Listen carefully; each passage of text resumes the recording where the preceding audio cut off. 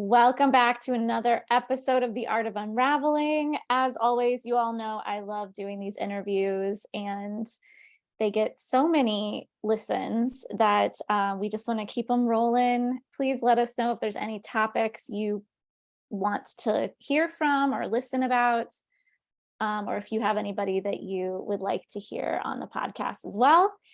Today, I'm very excited to talk with Lauri. And we found each other on Facebook, and she's got a story to share.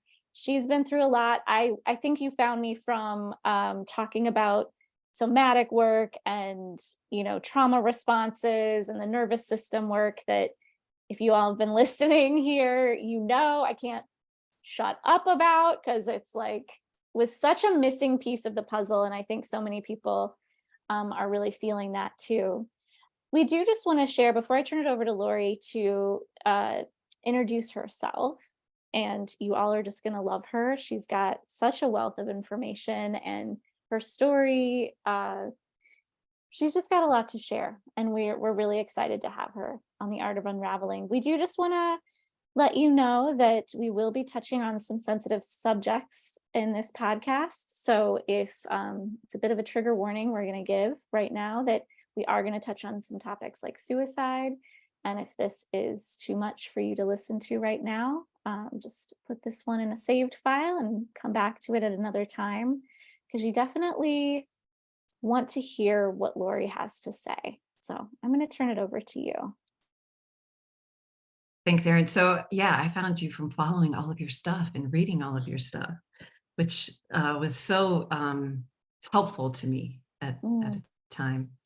So my name's Lauri Lumm, and I'm vice president of a company called Advancement Resources, located in Cedar Rapids. But my work mainly has been, I've been an empathy researcher for over a decade. Oh gosh, well over a decade. Wow. We don't have to talk about that part. So this is all of what we're going to talk about has been an area of study of mine for a long time. It's just, it's funny when you study something for years and then, wow, let's put this into practice. How does it Funny how evolve that works. when it happens to you? Yeah. Lauri, before you jump in, I can tune into my listeners, and it's almost like I can hear their little questions happening in their mind. I know they're asking, what is an empathy researcher? What does that even mean? I don't know if you want to talk about that now, or we can. Sure. Well, my focus I did have a hyper focus when it came to empathy research. Really what I studied was the research empathy has in leadership in the workplace. And so finding true connection, when we think about these younger generations, what they're looking for in work, it's just a little bit different than the older generations. The do it because I say so isn't necessarily as doesn't resonate as much with these younger generations. And then we all went through a collective experience with COVID of what empathy, like a profound experience of what was required when we were looking into people's homes via Zoom, and we could see if their dishes were done, we could see their kids, and we got to see a whole different part of their lives that was separate from us in a traditional work environment. So this is, it's real, and it's a game changer for building teams. So that's really where my study has been. Yeah. But empathy is so broad that it touches all of our lives, right? So yeah, there's a lot I can speak to that's in general as well. Yeah. We'll touch more on that. I know we want to kind of dive into your story and how you've had to dive into your own work in the last few years. Tell us more about that. Well, I think, so my partner, about 2 years ago in a month,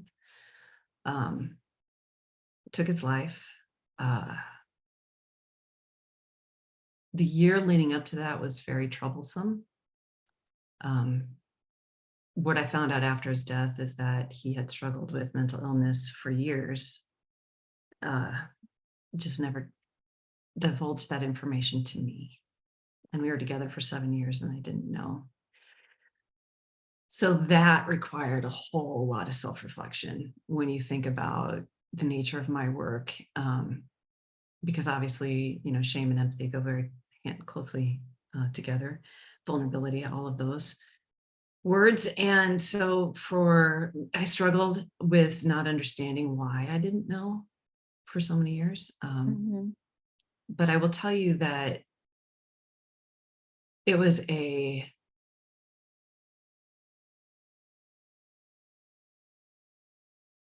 really horrific situation. I mean, he shot himself Mm. and I was in the home when it happened, and I found him, and Mm. uh he was still alive when I found him. So I had Oh. an opportunity to talk to him. And they say the last thing to go is the hearing. So uh but I am not an expert on suicide. I can tell you that. I don't know what drove him to that. He was a very private person, incredibly private. And I mean, in the 7 years that we were together, I never once checked his phone. He never checked mine. Like there was um, Trust. just never any cause for that. Yeah. But the relationship also was very different in that we both traveled significantly for work. Um, I teach all over the world: US, Canada, the UK, Australia. And so we lived So it's parallel. easy. Yeah, it's Yes, we easier lived to very not parallel know lives. Yes. somebody fully when you're not. Yeah, I know just from the few times I've talked to you over the year that we've known each other, you're here, there, and everywhere all the Mhm. time. So I can imagine there could be a lot of opportunities to not really know each other. I still was shocked, but he was Yeah. self-medicating with Mhm. alcohol. And the last year was not like the first 6 that we were together. The first 6 were wonderful, good years. Mm. The last year was he was not he was very angry when he would be intoxicated. He was very verbally abusive. Key indicators: Ah, my dog wouldn't go near him. Like she'd hide mm, from him. Like we would hide from him when he was. Not very many people know that, and I don't like to talk about that stuff because I don't, I he know. was wonderful, and he was just struggling, obviously. But I think what really brought me to this, having this conversation, is I Mhm. have been inundated in my work, um, from people in my networks on how did you get through? Like what did you do? Like Right. what have you learned? That was the big one. What have you learned? Now, I will preface this with, I don't think any traumatic, I get all my hackles get up. Like when I hear someone going through a traumatic event, well, you did so because you had to learn a lesson from it. And Mm. I don't buy into that dogma. I don't think that I think you can find a lesson, you can look for it, but that's the option of the victim. It is not the responsibility. Do you see what I'm saying? It's not Mhm. a responsibility of theirs, it's an option of theirs. And Yeah. when I had cancer, when I was younger, I had stage 4 lymphoma when I was 24. That was one of the biggest questions I had. What did you learn from this? Oh, there's a reason why, you got cancer, because God gave you cancer. Mm. Weirdness. It's weird. It's Right. weird. I'm sorry. He wouldn't bring you to it if he couldn't bring you through it, that kind of shit. Like, oh, I'm Yeah. sorry. There may be swearing. We other everybody knows other everybody warning. everybody knows that happens in here. Good.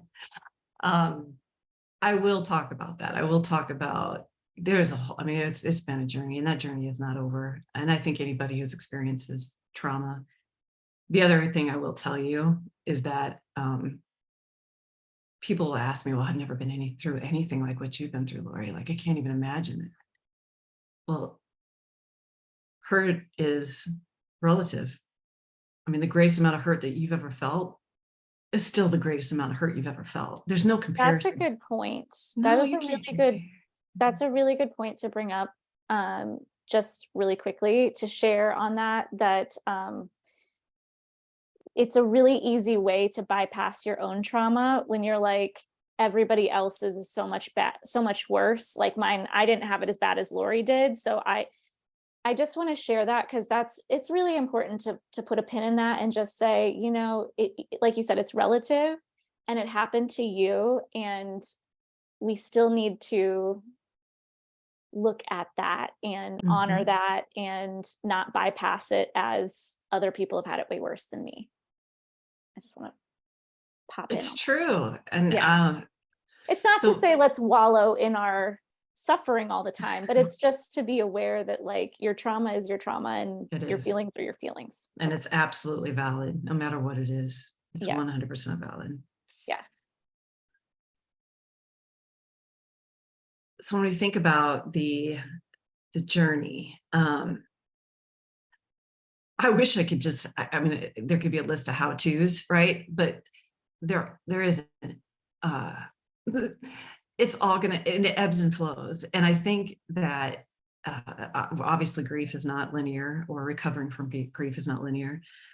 But I can tell you that what worked for me and what didn't, and the journey that I was on, the exploration, it has been, and it's not over. It's been a learning process that I think has expanded my own perspective. And here, my whole career is Mm, built on expanding perspective, trying to understand what someone else is feeling. And I feel like I thought I knew, like I thought I had it under, I thought I could do it. Like, but you're never done. This work of knowing yourself, like fundamentally to your core, the key to surviving anything like that is having a truly deep understanding of your own needs. Um, so I went into like this like hyper self-care mode, but not right away. Not right away. I think that for the first 2 months after his death, now, first of all, I was out of that home and in a new city within 18 hours. My whole life changed. My small little army of wonderful people came up to Minnesota, packed all my stuff, and I could not go back into that home. mm-mm. And so everything was flipped. Like I spent a solid 2 months asking why. Why did this happen? Why did he do this? Why, how can I don't understand? Like, and you will drive yourself insane by trying to guess. And I think the best thing that my therapist said to me is she goes, Lauri, she goes, people only show you what they want you to know. And there's no guessing. Like you can't guess away what happened. Like you're never going to know. Right. And so it's resting in the thought of this was not my responsibility. It was not my responsibility to find the answers for the action he took. Right. And I didn't owe those answers to anybody. So when people would say, why did he do that? Or what happened? Or how did you not? It's not my responsibility to have those answers. You only know what you know, right? Or what they tell you and what they show you. And if it's evident that they're protecting themselves or protecting their secrets, then that's the answer. And that's okay. I think so many people, especially in his life, were looking at me for questioning for answers, and I didn't have them, and I had to get real good with not having them. First of all, I'm just so sorry to hear that you had to go through that. And secondly, as you say that, I'm like, what an odd question to ask someone that went through what you went through, to ask you, why did he do that? And like, give me those answers, It's very I natural. get it's the human Yeah. curiosity, but it's just kind of chalk it up to like one of those things you just don't say. You would think, but I think when people are hurting, they are Yeah. just raw and Yeah. super in the moment. They want to know why. Why? I knew this person. Why did he do this? Yeah. So there was, Mhm. so for, I think, and I got stuck there for a long time. And then I had this wonderful friend. Now I went to therapy right away. Like there, I didn't mess around. I found a good Yeah. therapist. I adore her. She's fantastic. She's still in my life, of course. But normal talk therapy just wasn't doing it. I couldn't, you can only talk about it so much, like, uh, Mm-hmm. but I had a darling friend who knew me very well. And she invited me to go for a ruck. Now I was like, what's a ruck, Bridget? Rucking is a weighted hike. So it's, think of the military, right? You put a pack on, it's a pretty heavy pack, and you just walk. And I can tell you that this, to me, this is where this somatic world started to enter in. And I didn't even know, I wasn't even aware, but I'd been an athlete my entire life. I like from a young age, that was my escape. And I know a lot of people are like, do physical activity to fight depression and all that kind of stuff. That's not somatic. That's not what I'm talking. You have to marry the two. There has to be an integration between that verbal understanding of the traumatic event married with the body movement, because as you know, trauma rests deep inside our body. And what this wasn't just, I don't want to, one of the things, Erin, that I have learned completely is that this work has identified stuff that was buried for years. And it's not just buried for, it's not just this one event that happened that caused the trauma. That's why EMDR did not work for me, because even finding him in that state did not trigger the typical response that my therapist was thinking she would see. Mm. And the only explanation that she had on why that didn't is because I had huge coping capacity, and that coping capacity came from several traumas experienced, to where I had already found resources to work through it. So when you think about your own, I mean, this goes back to childhood. This goes back to, I think fundamentally what I came to that is the trigger for me is not protecting myself. Mm. Yeah. Not protecting myself from people's critical eye, from judgment, and so when that showed up for me, and it showed up for me because I got entangled in a relationship not long after Jeremy's death. And despite the best of intentions that person had, incredibly critical of my reaction to Jeremy's death. Mm. So that sent me like really having to do a lot of self-awareness of, and a lot of self-reflection on how am I reacting to this? And the hardest thing that I had to acknowledge and understand was okay was that I wouldn't go back. Given the opportunity, I would not go back to that life with Jeremy. I'm so sad for him that he Yeah. chose that. That's not what I'm talking about. What I'm talking about is that when I got back here, this was after a year of hiding in a freaking closet because I felt like he was not Right. safe. Like, Right. there's two separate things that we're dealing with here. Yeah. I know the Jeremy that I loved and that loved me. That was not the man that was in that room that night. He was 4 times the legal limit. I mean, he was so out of his mind when he did it that he didn't even know what was going on. Wow. It's sad. It's just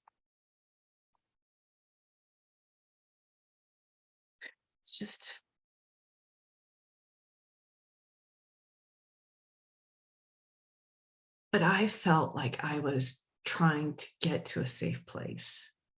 And when someone judges the way you're managing that space, Mm. that was a repeated pattern that I'd had from childhood, from having very critical parents about behavior. And I found myself trying to um, almost like mold myself into something that this person felt was acceptable to the experience that I had. And this is what I mean by it is so critical to like protect yourself. Like you have to know who you are from your core in order to make decisions and not rest in this. I mean, I didn't even recognize how vulnerable I was at that moment. Like that was probably one of the biggest realizations I had, is that I was so incredibly over my skis. Like I did not have my feet underneath me in order for me to make my own decisions. And I was letting other people influence how I felt like I should be going through this, or what was the expectation. And so then when you're getting criticized for trying to rebuild yourself and create a safe space for yourself, Right. that it's not right. It's just, it was the most damaging experience I've ever had. And I let it happen. Like Mhm. I teach people how to do this. So it was a hard realization to acknowledge at that moment that I wasn't protecting myself. And one of the things that my therapist had encouraged me to do, which I'm going to encourage everyone, if you're looking for a how-to, this is Mhm. one: restorative yoga. Restorative yoga is very different than normal yoga. It's not a workout. You're not going to go in and it is Mhm. it is distinctly designed to create space for that somatic work, for you to think about those and get your body into a relaxed and expel. Like I remember there were signs, like we'd go into these body positions, especially when it came to like opening up like my pelvis, like, and my legs were just shaking. Like, and I know that that was just, because trauma rests in your body. That is Yeah. not a joke. And it is, you'll feel it. You'll feel things start to leave your body as but it takes intentionality. You cannot, this is why just working out isn't going to do it for you. I could go rock and listen to loud Right. music and and just get into that's going to make me feel good in the Or moment. lifting weights or any of Totally, that. whatever Yeah. that is. But Yeah. why the rucking was so beautiful is that we would ruck for 2 hours and not speak. Mm. Like I was Yeah. in my head working through that, revisualizing all of the experience that I had in Jeremy's death, and just continually to work. And I would Mm. drop to my knees at some points and just like, and she just held space for me. There was no expectation for me to talk. There was no expectation for me, for her to tell me what to do. She just held space. It was one of the most beautiful experiences of my life. If you could ever give anybody a gift, like if you, Mm. like that's it. Like no expectations, no judgment. No, just walk. If I wanted to speak, I would. She'd listen. But it was What a it good was through friend. it was I never had anybody do that for me. Not in that way. I've got a lot of really good people in my life, but no one that just let it be. And that gave me permission to explore. And I'm a deep thinker. I'm a freaking nerd, man. Like that's my life has been. I'm a researcher. So I am internal. I'm an internal processor. And so when I went through this experience of, I got into that, I did the rocking and I did a lot of yoga, but especially restorative yoga. And I remember distinctly one of the episodes, one of the sessions that I was in, she was talking about self-care. And she was just, it was nothing like, she wasn't getting really deep. She was just talking about the Yeah. importance of self-care and the importance of trusting yourself. And I can get into that moment very quickly. Hold on one second. Of just really my allowing my brain to go where it needs to go. And I remember having this image of my house um, with a bubble over it, and it was truly like this protective. And what it was telling me is not everybody gets access to this right now. Like you have to protect Mm, who you are. So in this moment of vulnerability of me just reaching out and trying to, um, find individuals that perhaps were not good for me, in hindsight, were not good for me. I had to be discerning and I had to protect myself. And that was that was the first moment of realizing that I had to make some tough choices. yeah. Um, Now, Jeremy died in June. Um, January, my mother died.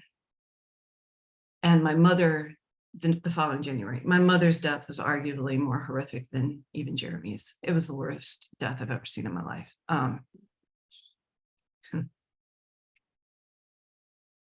Telling you what, man.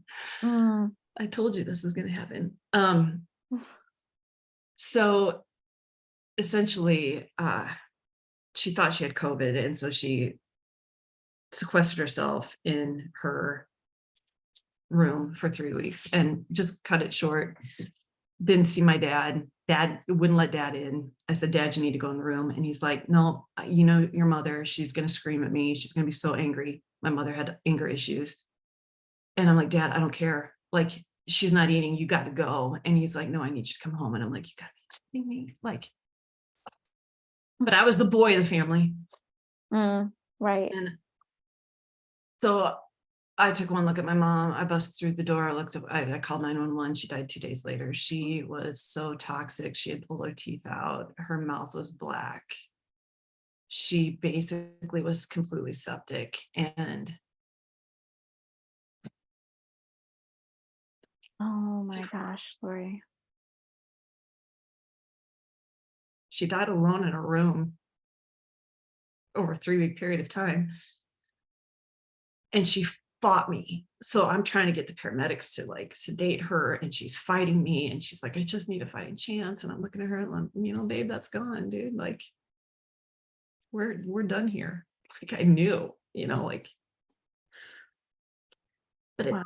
that moment, like during her passing, I mean, that one put me in a fetal position. But people that I wanted to show up in my life didn't. Hmm. And that was when there was clarity. There was a moment of clarity of, I'm not doing this anymore. And I shut down. Like I got so quiet. Like I pulled way inside. And they talk about like resourcing when it comes to somatic work, like know what your resources are. Mm-hmm. And one of the things that I've taught for years, I've taught this in when anyone is entering into self-improvement or any kind of like, is you have to know your core values. Like you have to know what those are, clearly defined. What is it that makes you proud of yourself? What is it that you lean into when you got nothing? And see, I had been in these places before. You don't get told you have stage 4 Hodgkin's and lymphoma at 24, and that, when you shake hands with your own mortality, it's a game changer. Like, Yeah. so that foundation had already been established. My therapist was like, you have muscle memory in this space, which is part of the reason why you're not reacting in the way a lot of people did. And I'm a researcher. I'm an empathy. I've done Right. a lot of this work. I've learned it. So, but I didn't learn it enough, I guess. But identifying what those core values are and what really gives you solace, like in those moments of absolute desolation, and again, hurts relative. I don't care what it is. Sometimes the breakups are the worst hurt you've ever been in, and everybody's broken up with somebody they loved, right? Right. Like, it doesn't matter what it is. But in Yeah. those moments of like, fuck, this sucks, you've got to have something to lean into. You've got to identify. And this is something you do when you do it before it's too late, right? Yeah. Have a plan of action ahead of time. Think Know about yourself. or identify what those are. And, I can tell you that one of my core values is courage. 100%. It's tattooed on my back. And cur means tell your story with your whole heart. Like it's about authenticity. Mm, So courage is about showing up and being real and being who you are. And that is like 100%. Like if yeah. you don't know who that is, this is a journey that you need. I encourage everybody to start to understand, because since you were young, someone in your life has told you what you're good at. Someone in your life has identified, oh, you're a peacemaker. You're a doer. You're really strong. You're really smart. You're really kind. Whatever those is, and it could be a teacher, it could be a coach, it could be a friend, it could be a parent, it could have been a grandparent. Those innate natural gifts are a good place to start identifying what those are. But I knew that courage was one of my fundamentals. And when I was not acting in alignment with those core values, that's what keeps you out of the ditches. When you have identified what those are and you know that your behavior is not acting in alignment, or if you know that someone in your life is not acting in alignment with your core values, then you know that there needs to be a change that needs to shift. Yeah. So despite this person, this relationship that I was in, their messaging to me, their actions were not in alignment with their words. And you have to choose what to believe. And one of the hardest decisions I've ever made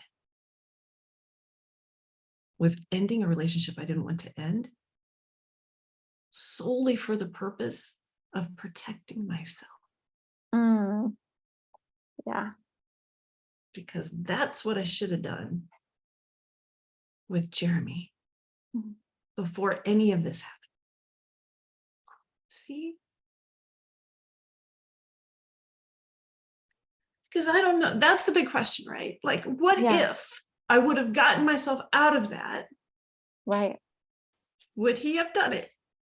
Do you see what I'm saying? Like and I'm not going to struggle with that one. I'm not going to. Yeah. I'm not going to. Yeah, that's a path of Bad, but destruction. That's right. But what I question. can do is identify that I know I need to protect myself. And I used to laugh at those memes. I'm not going to lie. Be your own hero. God, those used to make me like, oh, whatever. Right. Right. Cheesy. Yeah. Wait till you have to be it. Oh, yeah. And then it's shocking how hard it is to protect yourself, especially as women. Yeah. Especially as an empathetic person, because empathetic roundabout can be toxic. If you don't have boundaries, if you don't protect yourself, people can seep in and take advantage of you, and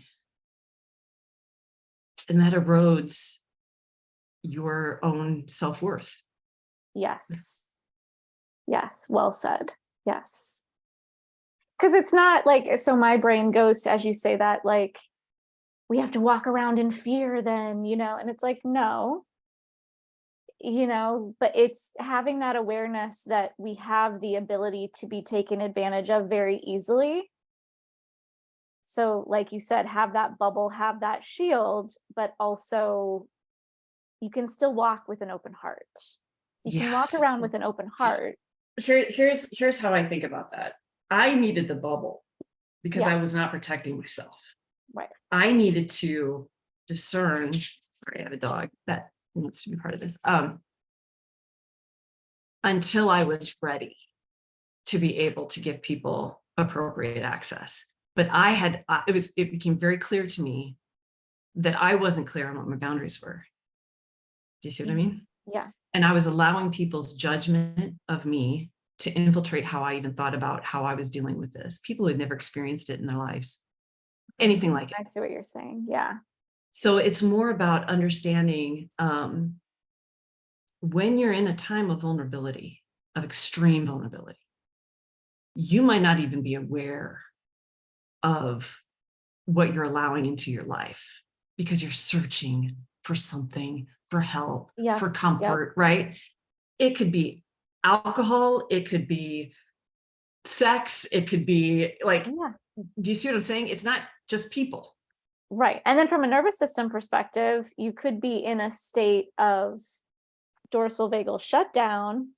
So then we kind of are dissociated, and that's another way you can let people in, right? You went through a massive trauma, like no doubt you went into some dorsal vagal shutdown as well. Your body is just like, this is how we have to protect ourselves. Yes. Yes. For me, Maybe. I would, no, I think so. But I also know it was intentional. Mm. It was intentional, but that's my way. That might not be everybody's way. I'm just an internal processor.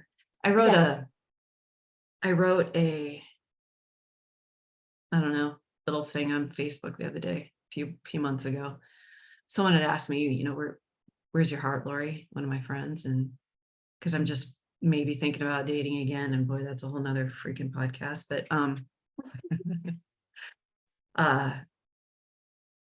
I try to describe in very few words the experience after Jeremy's death. And the best experience that I could have is what you just talked about. I was frozen. I was frozen in midair. Like I couldn't express, throat shock blocked for sure. I couldn't even talk. People who were trying to extrapolate from me, I didn't have the words, or the words that I had that did come were not adequate for the listener. Judgment. But what was happening, I think, over time for me, because I got quiet. One of my favorite quotes is, the quieter you become, the more you can hear. Was my heart knew. And this is what I mean when the body holds trauma, the body also holds a knowing, like an internal knowing. And I don't know how else to explain it. I don't. I think about it in a picture in my head, I visualize it, and my heart warmed me from the inside out. Like it did the work. Like I gave it space to do the work. I stepped out of judgment of myself. I protected myself from people who I felt were not emotionally equipped to handle what was happening with me. And I don't blame them. I don't have angst against them. I don't feel anger towards them, and I don't blame them. This is heavy shit. Like people don't deal with this every day. Like I said, I think they had the best of intentions. It just didn't come out. It's not what you needed at that time. No. Yeah. And there's a difference between intention and impact. We teach this all the time in, DEI work. There's a difference between intention and what you said and the impact it had on the listener. And not everybody has bad intentions, even though the impact is bad. So for me, it was this internal knowing of who I was at my core. And some of it sounds so fucking pretentious, and I do not want to sound pretentious, because it's not that. It is, God, I don't even know how to say it. See, it's like, this is it. You feel guilt or shame for feeling like you. For feeling like what? What was that? The end of that? Guilt or shame for feeling what? Oh, you're so strong, Lauri. Wait, so you feel guilt and shame when people say you're so strong because you were able to get through this in this certain way. you're so strong. I could never do that. That kind of thing. Interesting. Why does that bring up guilt and shame? Um, I don't know how to, I can only talk about my own experience, right? Like Yeah, that's what we're here to do. yeah. And I don't want people to think like,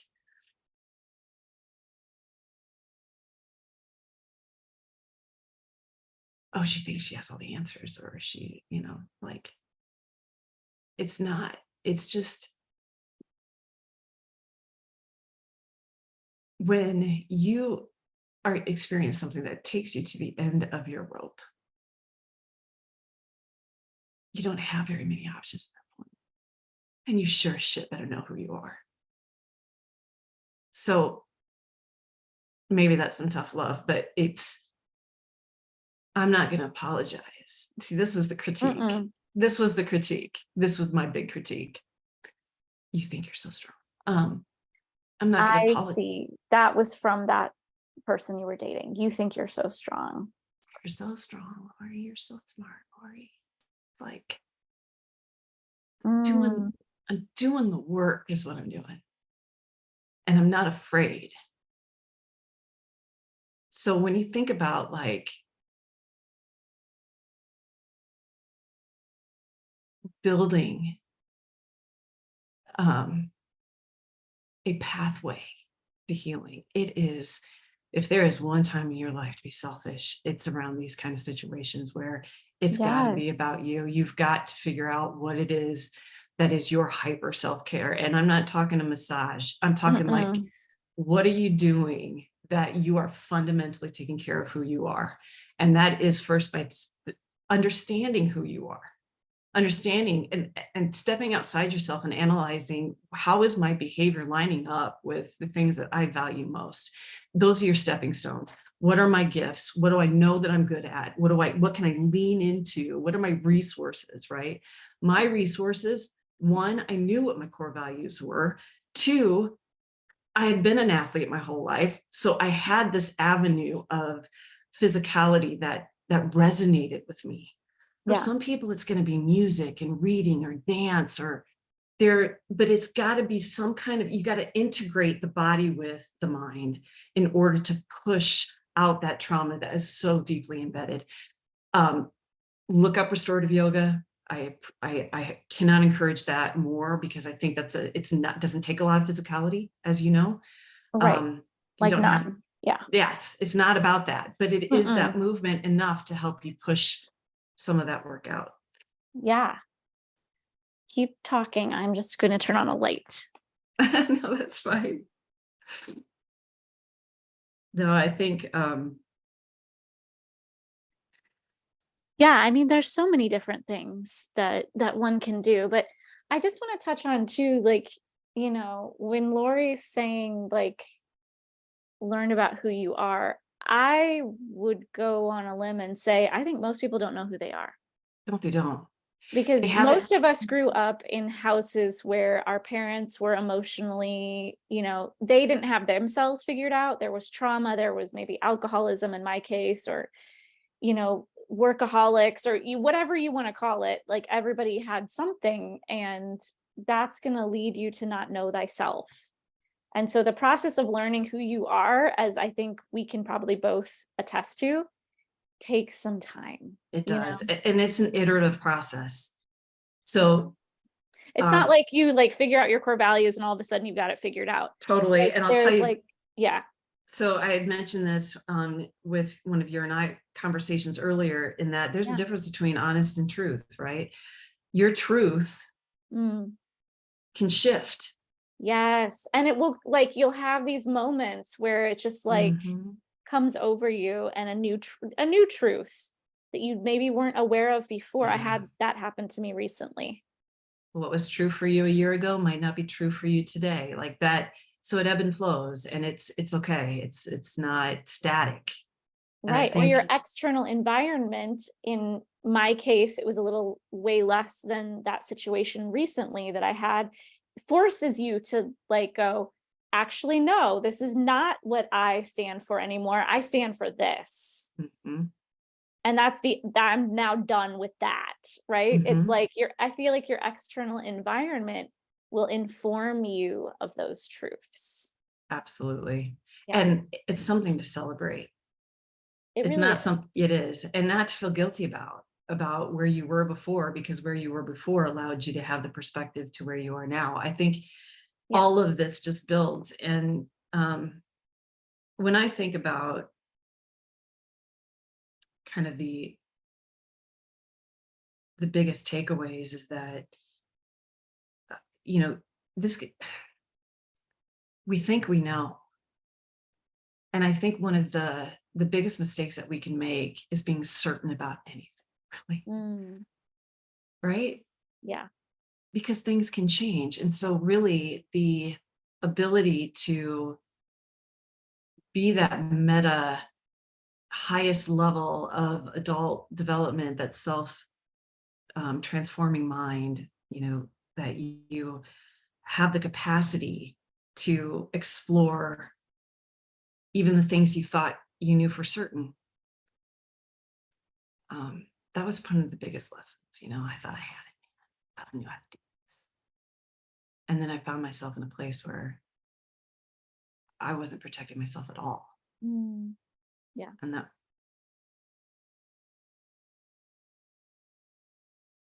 So I'm curious, how does protecting yourself look? What does that look like now for you? mm.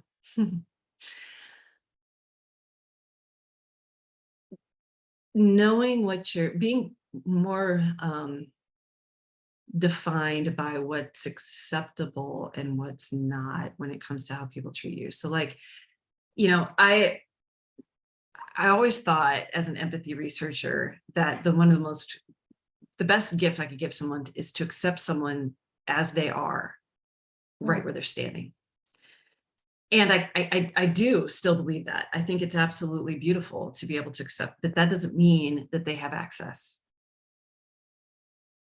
So it's not trying to, like in love partnerships, a lot of this round for me is love partnerships, since Jeremy was my significant who have passed, and yeah. the other person had the influence. So now it's like, yeah, I can accept you for where you are, but that doesn't mean that you're going to have access to me.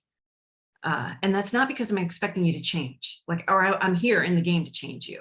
That's not Right. it. I Which don't we buy can into very that. sneakily get ourselves into. No, no, Oh, we're he'll not. change. He'll change. Yeah. No, no, we're not doing that. Um, Yeah. uh, so that was one. Mm. I can I just accept you, but I don't have to give you allow you, access to give you me. access to me. Yeah. Because so much, I mean, you think about, like, even if with what we were talking about earlier with the little snippet that you dropped the other day about having to talk to somebody or standing there talking to a dude that you were like, this guy's drunk and I'm standing here talking to him for, like, I don't know, 15 minutes too long. Like, why am I even engaging? So much of this is socialized into a woman's mind that we want to be Yeah. liked, we want to be accepted, we have to be kind to people, and we have to accept behavior that is not good for us, but we have to accept it. And the moment that we don't accept it, oh, we're hard to deal with, or we are God the forbid the B word, right? Oh, she's a exactly. bitch. Yeah. So like even now when I go on dates, one of the things that has been really kind of a game shifter for me now is I'm not worried if that person likes me. Mm, I'm trying to figure out if I like them. you know, like, yes. I'm snap clapping that. but that's not how I operated for 40 plus years. Or well, no, I wasn't in the dating scene for 40 years, but you know what I mean. 30 I know what you mean. Yeah, I'm right there with you. I did the same exact thing. I love that you touched on that. I want to go back to how women are socialized, just to touch on it for a bit. I know we try to keep these podcasts to like 45 minutes to an hour, but it doesn't matter. There's no rules because I'm creating the podcast. But I think like all fired up about how women are socialized, because what Lauri is referring to, if some of you don't know, just the other day I went to go get some lunch, literally in the middle of my work day, popped out of my car. I could see this guy kind of motioning to me, and I was like, oh, here we go. And he looked rough around the edges, was standing outside of a bar. It's 12:30 in the afternoon. He's smoking a cigarette. He wants to know about my car. He wants to tell me about his ex-wife and how he used to sell Hondas in Colorado. And internally, I've dealt with this before. So internally, I'm feeling like, Aaron, you don't want to be here. Like, why are you giving this person the time of day? And yet I felt almost stuck.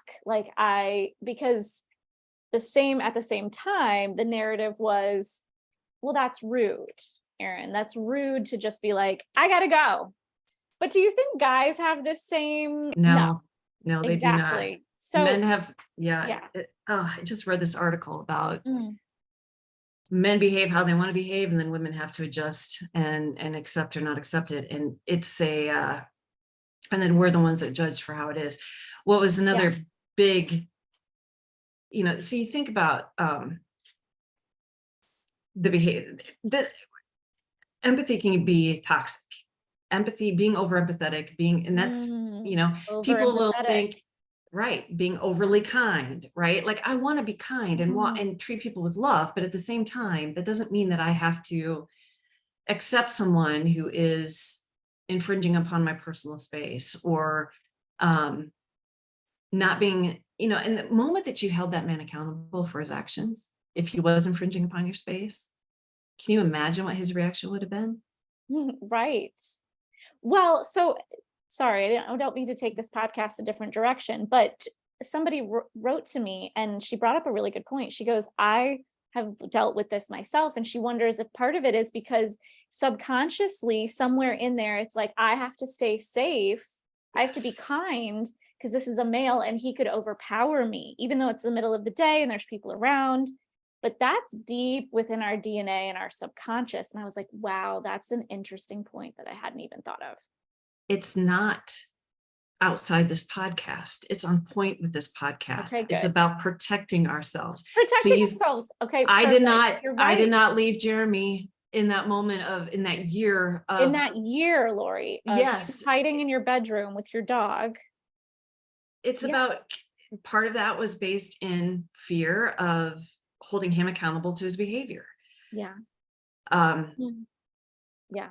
That was not unique even to the person that I got involved with, holding, him accountable because his behavior and his words did not meet. And the moment that I would point out the discrepancy, somehow it was my fault. Yes. Yeah. Like the one time that the conversation where I did feel like I held him accountable, it all became, I find myself apologizing. Like, wait a minute. What's happening here? Yeah. Not protecting. It's kind of like, but not from a, that there's been a recent thing floating around. People they want to talk about how you're triggered, but they don't want to talk about what you did to trigger them. See what I mean? Yeah. Let's deal with, Yeah. They don't want to be accountable for their behavior. Well, if you would have Exactly. done this, I wouldn't be triggered. Like, this is what happened. And this is why I'm feeling this way. And this is why I'm maybe not behaving in my best self. But, it happens. Yes. So you're right. It is right on point with this podcast because it is about protecting yourself. And I think talking about how women are socialized, how it's this deep unconscious thing that goes back to the beginning of time, that, we are like, this is in no judgment. We are the weaker sex, like not in our mental capacity or anything, just physically, like it's just undeniably the case that most men can overpower me. There's probably some I can overpower, but for the most part, that's the case. And I think it's just really interesting that I just had that experience and it just rubbed me the wrong way because I felt this like nice girl coming out. And it's so interesting that woman said, well, what if it's because we're trying to stay safe? And I'm like, I hadn't even thought about that. I just thought I was being nice. I think that's why women stay in relationships too long. I think that there's this withdrawal or this resistance to give women autonomy an agency to make decisions like that without judgment. Yeah. Well, men too. Like, I don't want to make this just about women. I think Yeah, men, you know, there's like a yeah. sense, like another We're failed not trying to relationship. be, we're not being sexist here. We're not being, we're just talking about, yeah. But I do think Mm, men have a more robust sense of agency, mm, and they don't care about the impact of their decisions so much. It doesn't, not that right. they don't care, they just No, don't feel the ramifications of it. Whereas when we make decisions, and you think about this from financially, you think about it in the workplace, it could be we are going to face ramifications because we obviously often don't earn as much money. Like, we have to think about all of the things that all of the things. Yeah. our decisions have, the ramifications of these decisions. And part of it is, if we choose to leave, gosh, break up a family, like, can you imagine? Well, you're not a good mother, right? Like, There's so much there, Lauri. Yeah. There is so much there. Yeah. And you see it all the time. And I'm sure most of us have been in the one situation or another like that, where you stayed too long. and then, what was interesting is that one of the questions that I got was, why did you stay? Like, well, Wow. I loved him because it was COVID and I didn't want to make a major decision about a relationship during COVID because I didn't think that that was really, Yeah. like, there was all kinds of reasons why I stayed, but there was judgment in that. So, like, it's really, and I think that when you are raised by parents who are super, super hypercritical of you,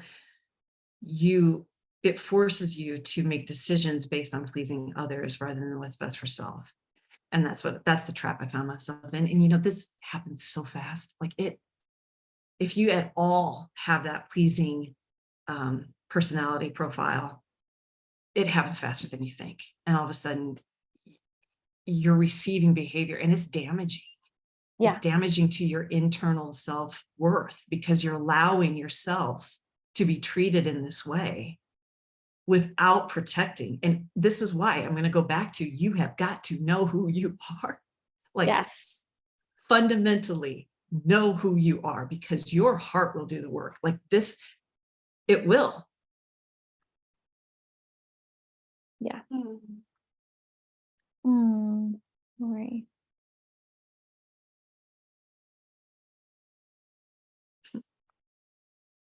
Such a beautiful share. Such a beautiful share. Like, we could do this. I think we could keep going forever. uh what's left?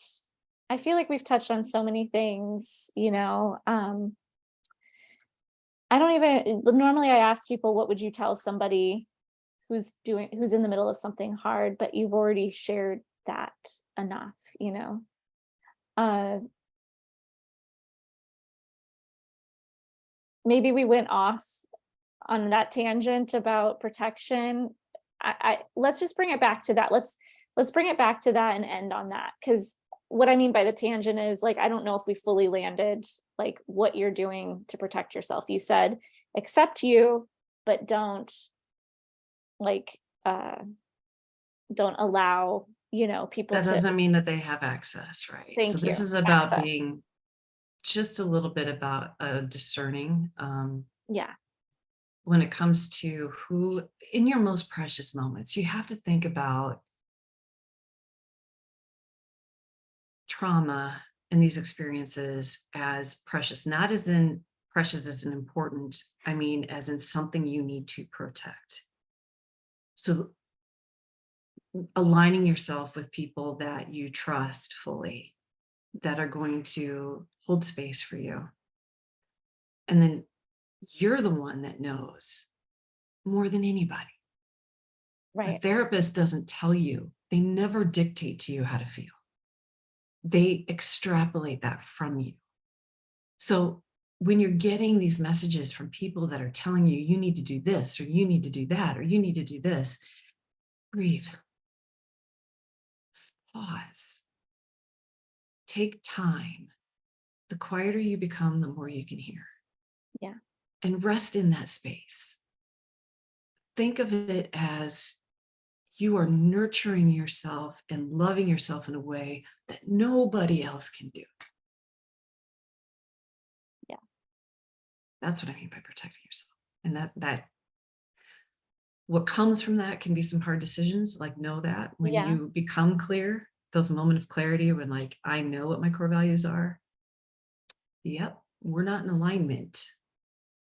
And that can be challenging because then you have to decide, how long do I hold on to this person who's not helping me function in this, or who is not treating me in the way that I want? Like, is this hurt worth them sticking around?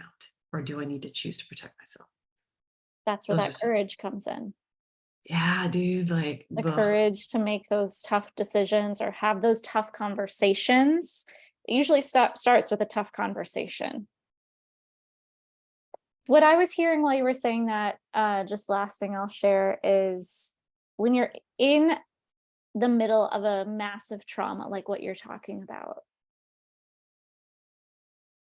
what you need is going to be different. Like, I think people expect, this happened, yes, I'm grieving, but I still gotta, keep the house clean and, go work out in the same way I was working out, or, just like all the things. And what I'm hearing is, be open that you might need something completely different. In fact, most likely you're going to need something completely different. And it's going to include space, to your point. And I mean, this is not a time to judge your reactions or your behavior. Like, Because you go hard. into survival mechanisms. That's right. Your And body so, is yes. biologically wired that way. And if you're sensing judgment from others, like, Yeah. I guess the fundamental thing that like do over, if I could do it, was recognizing earlier how immensely vulnerable I was. And I wasn't caught, and it allowed things to come into my life that were just, Yeah. And they're wonderful people. Don't get me wrong. And that I was entangled with is a superb human being. I am, like I said, this is beyond people's skill sets. And I don't even rest the fault in him. It was me. I didn't understand what I was allowing to have happen. He didn't know. He thought he was helping. Like, I know he did. His core, he did. Yeah. So I don't ever, this isn't that. It's just knowing that you are that vulnerable. You have to be there's got to be a moment of like awareness of what's happening around you and a moment of pause. Yeah. And don't rush it. Don't rush yourself into a place that you're not ready for, or No. other people aren't ready for. Don't rush the process. The other thing I will say, and this goes along with you, Erin, is that somatic work that you do is incredibly powerful. And I would encourage anyone. Verbal therapy is going to get you so far, but that mix between the two is what's going to help that deeply rooted trauma that lives in your bones. Because if you don't acknowledge it now and help release it now, it's going to stay with you. It's going to come back. You know what I mean? Like, you got to work it out. Oh, yeah. Thank you for touching on that. That's what cured me of chronic fatigue, was doing the somatic work, because chronic fatigue was the byproduct of the trauma living in my body. So yeah, and somatic work looks very different person to person, but I am trained in an understanding of Peter Levine's somatic experiencing. So that's kind of like a 12-step, there's 12 different steps to that actually some of them you kind of mentioned, like resourcing and those kinds of things. So yeah, it's invaluable. It's just another piece of the puzzle. Yeah. The body holds the stuff, right? It's like, if we just, that's what I say about talk therapy or whatever, not that there's anything wrong with that. There's a time and a place, but it keeps us in our head. And the body is so much more ancient. The nervous system is so much more ancient, millions of years older than the prefrontal cortex. So Yeah, just So don't proud of you. bypass it. It's tough though. People have shared with me they're actually afraid of nervous system work. And it's because, yeah, you're going to have to start feeling things, but you do it, whoever you work with, they're not going to hopefully do it in a way that pushes you. You know, it's like it's you baby step those things. Um, Right. And you you either know, do the so, work now or you'll have to do or it. you live with this for Yeah. years. Like, I And it mean, turns into disease. Like, I'm not trying to scare people, mhm. but it No, really does turn into disease. You cannot live in a state of stress, which trauma states of fight, flight, freeze, and fawn are states of stress, internal. So it's like, I thought I was fine outwardly, right? Internally, my body was under stress. And over time, my immune system just broke down and I got chronic fatigue. So yeah, it's nothing to scare people with, but there is scientific work to back me up on this too, that we just can't live in a state of stress. I So mean, they use EMDR to combat PTSD for combat vets. Like, this is no joke. It's the real yeah, thing. So, and that's just one what yeah, kind of somatic. There's other kinds, yep, but it's invaluable. it's invaluable. Yeah. Well, Lauri, I'm so glad you are on a healing journey and that you're coming over onto the other side from it. I know you're still working through things, as we all are. But thank you for sharing your story and being so vulnerable with us today. It's really been a pleasure. I think this is going to really be powerful for people to listen to. I hope it was helpful. It's going It to be is. different for everyone, but it's Yeah. I really think just by sharing our stories, we help people because people connect. They connect to your story versus if you sat here and gave us 20 steps to heal or whatever, it's like that goes in one ear and out the other, but it's the story that we connect with. It's your lived experience for sure. So thank you. Thanks for sharing that. happy to be here. Obviously, Lauri, I don't know, we didn't talk about this, but any information Lauri gives me will be below this podcast if you want to, find her work. And obviously my information is below here too, if you're somebody that's looking for some somatic healing work. I also do energy healing and intuitive coaching, kind of combine those three things together. Then you'll have my information below. But thank you so much for listening, all of you that are here. And we always like to hear how these, podcasts served you. So let us know. I'll pass it along to Lauri.